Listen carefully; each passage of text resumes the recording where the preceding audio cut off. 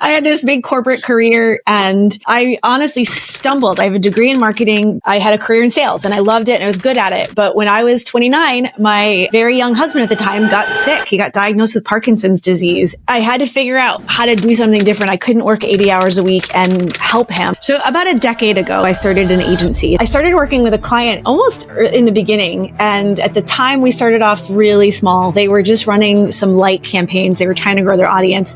Now, they were a bigger brand. They were what I would call a multi-channel retail. So you could buy them in different retailers, Target, Michael's, Hobby Lobby, Walmart. At the time, they were doing about $250 million in revenues. And I started working with them and developing strategies. It was really fun. I ended up helping them launch their e-commerce channel. They were very focused on wholesale. So I helped them build their e-commerce channel. It would have been 2019. It was the Black Friday prior to the pandemic. We helped them have their first ever $1 million single day for their direct-to-consumer e-commerce. By the time I was done working with this client, their revenues were up to $950 million, and I had built out their entire social advertising platform strategy. I had to fly to their headquarters in Utah in 2019 to sit in front of their CEO and their head of global commerce. And I presented a plan for them that they ended up taking and making their internal nomenclature. Like they started adopting my language in their company. So it was an incredible ride. We did some amazing things with them. And then, I've had the privilege to work with so many different clients over the last 10 years. It's been wild. Hey, everybody. Welcome back to another amazing episode of the Relentless Goal Achievers podcast. I got my good friend and somewhat of a mentor and just the most positive sunlight that I know, Traci Reuter in the house. She's the CEO of Sunlight Digital. It's not just a digital marketing agency because she is so specialized on how to run ads. I believe she's ran over $10 million just in ads alone over her 25 years of experience. And she's just incredible. Plus, she's launching a brand new course that I want to share with everybody because it's going to be so beneficial. Traci, welcome to the show. Thanks, Eric. That's actually pretty awesome. I consider you like a really good friend and a mentor. So that's awesome. Thanks for that introduction. Well, it's good to have mentors in different areas, right? So I'm sure when you're thinking of me, it's mindset, it's sales somewhat. For me, I'm no expert at digital marketing. Like I don't know how to run ads. I don't know the best way to create hooks or email campaigns. And that's where you come in. So it's been a really, really mutually beneficial relationship, I guess. And I'm glad to hear that. Yeah. So Trace, how did you get into this thing? And I'm thinking like 25 years ago, digital marketing didn't exist. No, it did not. It didn't. So, like you, I think that's how we originally bonded, Eric. You sold copiers, right? Mm-hmm. And I sold cell phones and pagers. So I had this big corporate career and I honestly stumbled. I'm going to be honest. I stumbled at this. I have a degree in marketing, but I had a career in sales and I loved it and I was good at it. But when I was 29, my very young husband at the time got sick. He got diagnosed with Parkinson's disease, and that kind of pulled the rug out from underneath me. I mean, looking back now, it's been a blessing because of the life I have, but I had to figure out how to do something different. I couldn't work 80 hours a week and help him. So yeah, long story. I ended up at the time, I mean, this was before Facebook. So I'm going to age myself just a little bit. I had a mentor once, Eric, that said, I'm not a spring chicken, but I'm a well-seasoned chicken. So that's me. There you go. Like a Costco rotisserie chicken, those ones you can't resist. So I started learning, I started learning how to do, how to attract people, how to build audiences on MySpace. Like this is how long ago it was. So it was MySpace, learning how to do Google ads, just because I was trying to figure out how to start a business, how to support our family and not be gone all the time. Cause I was on the road. Like I traveled constantly. I was on the road. So it's kind of how I got started. That was the very beginning. Wow. And yeah. I know before I ask you any more questions, let me just say, did you sell beepers to Hezbollah a few weeks ago? I did not. I got to ask that question because, okay, that wasn't you. It would have been cooler. Me. Just saying, it would have been way cooler. Would have been cool. I mean, I was part of the team that launched the first ever two-way pager, but that's not as cool as what you're saying. So, yeah, that would have been I mean, it's good and not so good. Like you blew up most of your client base. No, Um, no, no, that wasn't me. I like that So we can have fun like that. All right. yeah, So Trace, so you've been working with clients and helping them grow their brands.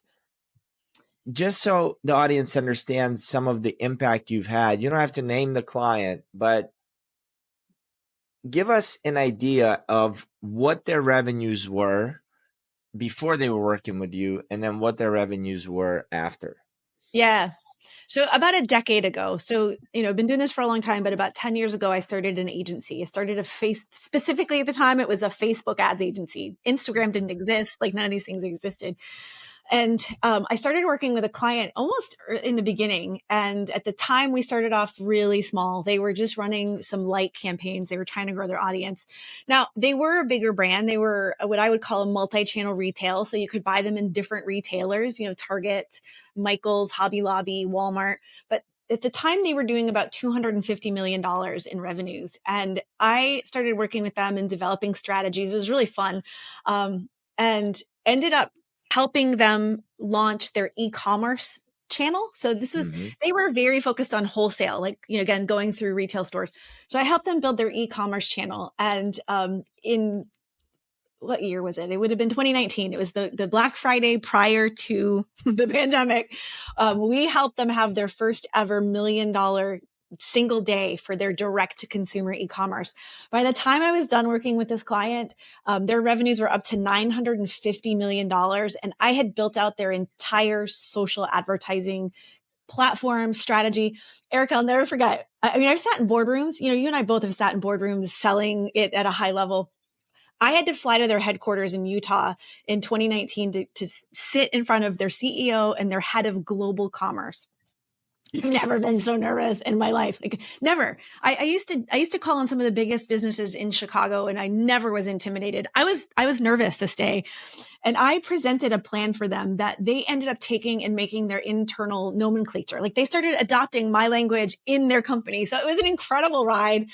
We did some amazing things with them. And then, I've had the privilege to work with so many different clients over the last 10 years. It's been wild. So that was my biggest one. So I think it's everybody's dream to be able to come into a company that's already making $250 million a year. I know. They got the budget. Let me ask you, if somebody brought you in and they're, maybe that's not your target market, but let's say you were sitting down with a good friend and they're starting a business and they don't have a big budget to spend on marketing and advertising. Like, what advice would you give them to scale and grow quickly? Well, so that is that's such an important question, and you and I have talked about this, and I think about this constantly. So I think a big piece of it is really focusing on how can you start to really intentionally build very specific audiences. So how do you focus? I call them the 4 cornerstone audiences. It's actually part of the new program that I've developed. But the 4 cornerstone audiences is how I've built everything for all of our clients. And the ultimate goal is always customers, right? Like, all right, obviously we want to grow. We want more clients. The second one that we want to grow is our email list. We always want to be building our email list. I could talk for days about mistakes on that I see all the time. The third is we want to focus on building website traffic. And then the fourth, Eric, not the first, but the fourth is social media following. Most people have it the other way around. They put all their energy into trying to grow their social media following first, and then everything else kind of comes after. And my philosophy is flip that upside down, because if you focus from the top down, you'll build your social media following, but along the way, you'll have built your list, you'll have grown your website traffic, you'll have gotten some clients. So I think that's really important first and foremost, is having that mindset, because we all want to scale. Right? We all want to go fast. We all want to scale, but we really have to have the right strategy in place first. And that's usually what I'm teaching. So the first cornerstone was what? Is customers or clients, right? Right. I feel like sometimes that's obvious, but I often see people's marketing doesn't reflect that. They're afraid to make the ask early on. So they don't. They just post all sorts of stuff to try to be engaging. And they're not asking strategically at the right time with the right messaging. How do you know when is the right time and the right messaging? Well, that's a good question. So, if I go back to some sales techniques, or not sales techniques, sales fundamentals, right? Where people need multiple touches before they're going to say yes, right? What is it? 7 touches before, they need to be, how do you say it? 7 touches before someone's I going to think say it's yes. about 7, yeah. Yeah. Well, in the digital world, it's actually more than that, because people are getting hit with so many messages. So they need to see you more frequently. So if you know that if a small percentage of people are ready to buy now, it's on average, it's about 2%. So if 2% are ready to buy now, you've got to have a plan for the other 98%. And so the majority of your posting is not going to be asking for the sale, but you need to have it in there, and you need to be able to know what the intent of somebody is when they're about to purchase. So how do I explain this? It's like everybody has a different intent along the customer journey. And too often I see people's content is really, number one, they're not taking that intent into consideration. And then number two, they're not mixing up the types of content that they're posting to match the different levels of intent. So if somebody's just learning about you, you could ask them for the sale, but they're probably not going to do anything. And that's okay. So there's nothing wrong with having a post that maybe you're solving a problem or you're teaching something, but in it, you have a call to action just the same. And that call to action could be to check out your program. That call to action could be to get a free resource. That call to action could be to follow you on social. But you always want to be mindful of those 4 steps so that you're mixing that in. I personally believe there's nothing that says you can't have a call to action every single time to your program. They could just be at the very, very end. And that's very different than just a pure sales piece of content, if you will. Does that make sense? Perfect. So that's what you're saying. Because there's, Gary Vaynerchuk's jab, jab, jab, right hook, Alex Hermosi's give more. But you're not saying don't give. You're saying, yes, give, but also ask at the same time, right? Like, and it doesn't have to be constantly buy this, buy this, buy this. It could be go download this free resource, subscribe to my YouTube channel. We're always giving them something else to do next and moving them along the buyer's journey. That's what you're saying. Exactly. It could be something like you give a killer sales tip, and then at the end is something like, if you like this, you're going to love my arsenal. And your call to action is to the arsenal. So what I usually, when I'm working with my clients and in my course, is I'm always talking about how do you start with the end in mind and then reverse engineer it. So if you know that today you really want to build your email list, if that's your number one priority is building your list, then you need to work backwards. So I want to build my list. This is the topic I want to talk about. Now, how can I connect this topic with them getting on my email list?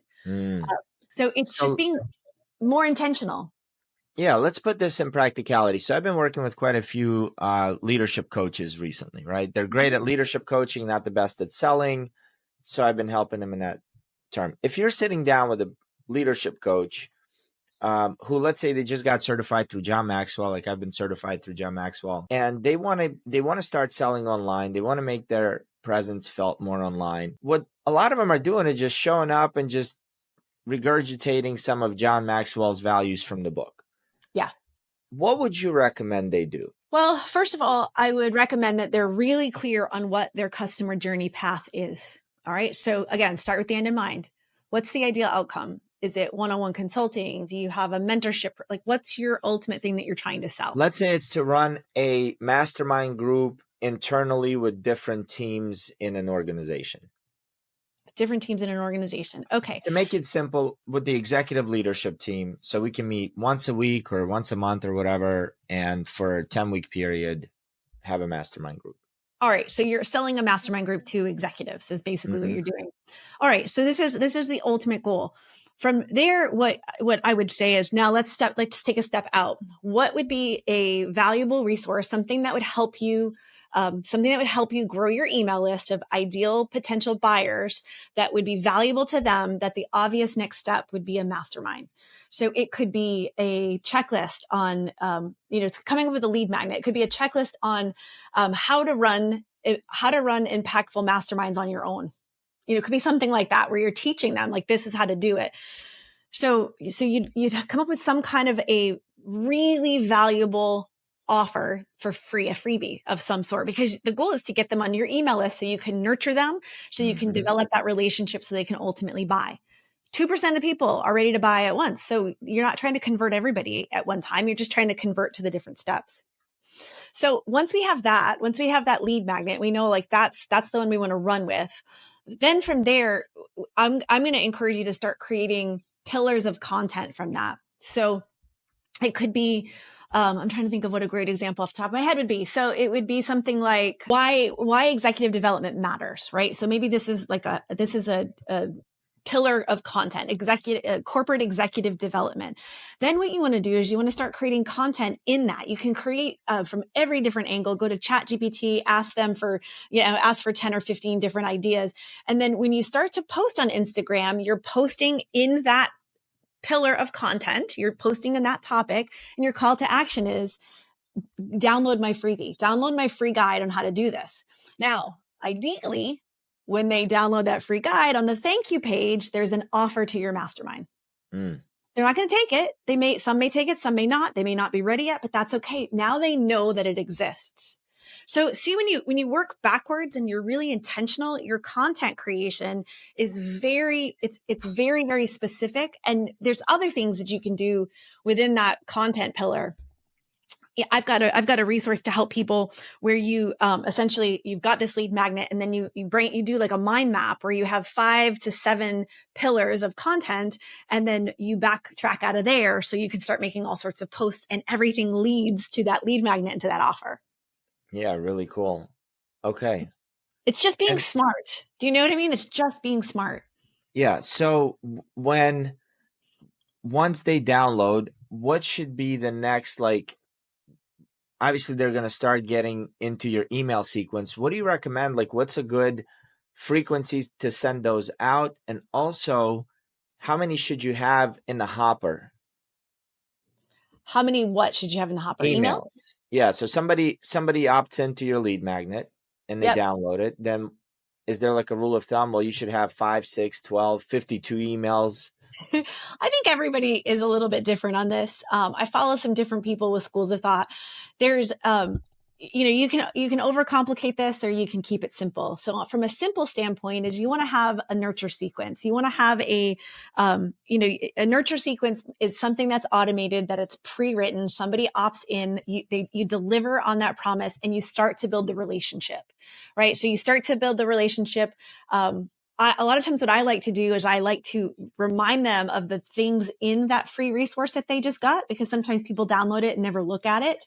And then over time, usually 5 to 7 emails, you want to be able to introduce your offer. You want to introduce more about you. You want to ask for them to connect with you. There's different ways to do that. And then usually once that period is over, you want to move those people into your general email.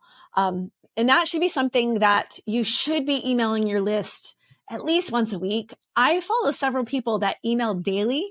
And I got to tell you that some of the people that email daily, it's not too much because the emails are short. They're fresh. I know they're writing them almost every single day. That's a hard cadence to keep up with, Eric. But what I see more times than not is people they build a list and do nothing with it. And that is a huge mistake. That's a huge mistake. Your email list is your second most valuable asset in your business. How do you ensure that you're staying relevant but not being too annoying, number one? And two, you mentioned have it pre-written. Do you have an idea, or is there like a rule of thumb of how many you should have pre-written? So I would say 5 to 7 pre-written in your sequence, right? That's your welcome. We call it your welcome series to your lead magnet. Beyond that, I would maybe do, if it works for your workflow, I'd have a couple ahead of time. I've had a couple in the hopper in case, you lose power or something happens and you can't stay on it. But how do you stay relevant on social? It's the same thing with your email. Just think it's more intimate, right? So if you're posting on social every day, you're sharing something with your followers. And see, this is also where people get things backwards. We're so quick to post on social. And we don't have the level of intimacy with those people necessarily. So what you want to do is, again, going back to the 4 cornerstone audiences, the highest value, the highest, most valuable audience are your customers, your buyers. Those are the ones that have express their trust with their dollars. The second most valuable are your email subscribers. So treat them that way. Build relationship with them. Talk to them like you talk to your social followers. If you're sharing content on social, you can take the lesson, whatever that key thing is, and write it out, or send them your social post and build that relationship with them, because they've taken a step closer to you by giving you their email address versus people who just follow you on social. Very different value in those audiences. I gotcha. Okay, so what made you, like, you're working with big brands, you're helping them grow their business. What made you do a course? Well, when I first got started, prior to starting my agency, I had a podcast. I had a podcast called the Social Media Marketing Happy Hour. We had 17 courses. It was so much fun. I loved doing it. I loved, I feel like in a lot of ways, teachers, teaching some of this is leadership for me. Like I can lead people and I can help them. Well, the biggest reason I did this is when I was a little girl, I won't tell the whole backstory, but my uncle is a commercial real estate guy. And he came to this country from Greece without, I think he had like maybe a couple dollars in his pocket. And he was one of those success stories, Eric, where he came from nothing, poor peach farmer, to basically the biggest commercial developer in his community. And I saw through him how an entrepreneur could change the world. I went to college because of him. He changed his whole town. He changed everything. And I just have believed since before I even realized it, that small business is where it's at. Small business owners, we have the power to change everything. We're the ones who create jobs. We're the ones that can change the economy. We're the ones that we can change everything. And so as much as I've loved, and it's awesome, don't get me wrong, big bragging rights to take a brand from 250 million to 950 million, but they went public right around that 950 and everything changed. They became this big, it was different. And it wasn't the soul of what I love doing, which is helping small businesses thrive and grow and change the world. And I started to get really frustrated. It just wasn't feeding my soul. And that's why I decided to do a course, because I started thinking about impact. I started working with you. I started thinking about how can I make a difference? Who do I want to be? Who do I want people to think about? And that's why I did this. So my goal is, I feel like I can impact 1 million businesses this way. And I'd never be able to serve 1 million businesses as an agency. It's not possible, but I can serve at a very high level with courses and resources and coaching and guides. Who's the course for? Just give me a little bit of a kind of like a commercial for it. Yeah. So I designed this for that entrepreneur or founder, small business owner who already has proof of concept. Your business is, you have a business. People have bought your products. You have something, but you're in that survival mode and you want to get to scale. And so what I have found time and time again, when I just have a one-off conversation, I mean, you and I have had the one-off conversations where I realize I have one little tiny nugget that can change your whole business. And so that's who this is for. And this is brand new. I've got a few courses already, but this is actually a new direction that I'm taking personally, because this is more of a mission driven for me than the agency world was. So I've got many, many more to come, but my intro course, Eric, is called Profit Over Popularity. And it's all based on this conversation, because I want to help people when they're creating their content. I want them to be able to hit the bullseye faster and easier and feel confident that they know what they're doing versus just posting for the sake of posting. I love it. So what can they expect in that course? Well, the Profit Over Popularity course, it's 6 modules. There's a bunch of resource guides that go with it. I'm going to take them through. There's a couple things that are really important. One is we go in depth in these 4 cornerstone audiences, although I feel like I gave a mini masterclass here on your show. But the one piece of it that is, I think, the best part out of the whole program, it's my 4x5 content matrix. And essentially what that does is it takes people at different stages in the customer journey, and it helps you understand where they are mentally, what's their intent at that stage, and then how to create content to speak to them at the right time. And that is the key behind all the millions of dollars of advertising that I've been responsible for in the past. Is we always called it message to market match. You have to make sure that the messaging matches your market that you're targeting at the right time. And so if I can help you learn how to master that with regular social posts, then when it's time for you to put some money into ads and actually scale your list building, scale your traffic, scale your sales, you're going to already know how to create the types of content that will work in those scenarios. Oh my gosh, I love it. So Traci, you gave us a gift. A lot of times for those of you who've been listening to the show know that we have the arsenal and there's a link in there and all the resources are free in there. And Traci gave us a gift for 10 different types of hooks for posts and emails, or what is it exactly? It's 10 different opening hooks. So you can use hooks. this in posts, you can use this in emails, you can use this in video. Mastering hooks is one of the most important aspects of your content creation. And I get into that. I actually, if you get the Profit Over Popularity course, I have a little one-time offer where you can get what I call it's called Scroll Stopping Secrets, and it's a masterclass on hooks. So I'm giving you a little bit of a sample of that, these 10 different styles, and you can use them in so many different places. Mastering hooks is probably one of the best things anyone can do in 2024 and beyond to learn this stuff. 100%, because right now the attention span of people is like 6 seconds or something stupid like that. So a hook is a scroll stopper, right? And that's why. And I remember when you first told me about that, I'm like, did you say squirrel stopping or scroll stopping? And I'm like, it's kind of the same thing. People are like squirrels looking at a new nut every single minute, right? Like I see my 11-year-old on social and he does like YouTube shorts, and literally it's this boom, boom, boom, boom. That's how fast you have. And these are the future buyers. Yes. So if you don't know hooks, and so when does he stop? When it's something funny or interesting or engaging or something like that that catches his attention. And so definitely check out in the arsenal the download that Traci gave us. I'm going to put it in the hot and new section. And yeah, Trace, anything I should ask you or anything you want to add before we cut it?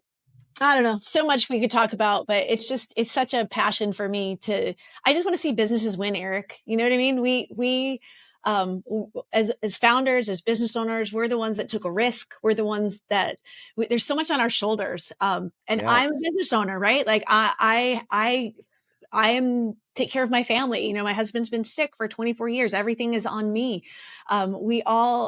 I think for me, business owners deserve a shortcut. And that's what I'm trying to do is I'm trying to give really good advice.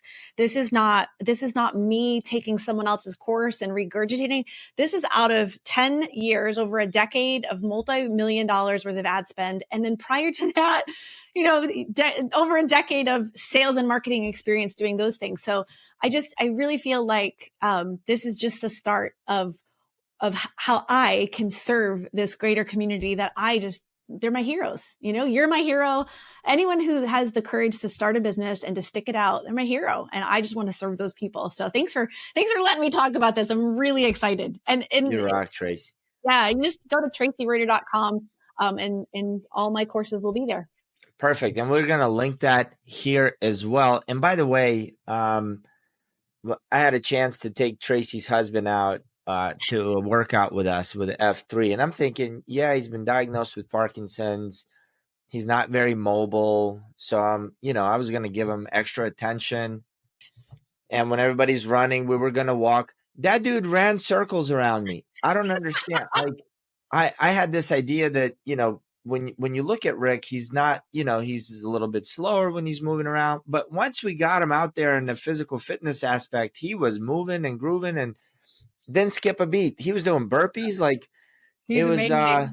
I was so impressed by him. He's just incredible. And what you do, the way you devote your whole life to supporting him and supporting you and your family and still able to travel the world, like the success is in the pudding. So guys, be sure to support a small woman-owned business. She's a rock star. Give her a follow. Get the course. By the way, how much is the course? It's $27 bucks. Something it's completely $27. Like you guys can borrow that from your kids, okay? And I did it on purpose, Eric. $27. It should be a no-brainer. I want to make this easy to help as many people as possible. And we all win. We all win that way. 100%. And you've inspired me. The course that I'm creating now is also going to be $27 for the same reason. So let's do it. Yeah, let's do it. All right, guys. See you on next episode. Traci, thank you so much for being here. Thanks for having me, Eric. Awesome.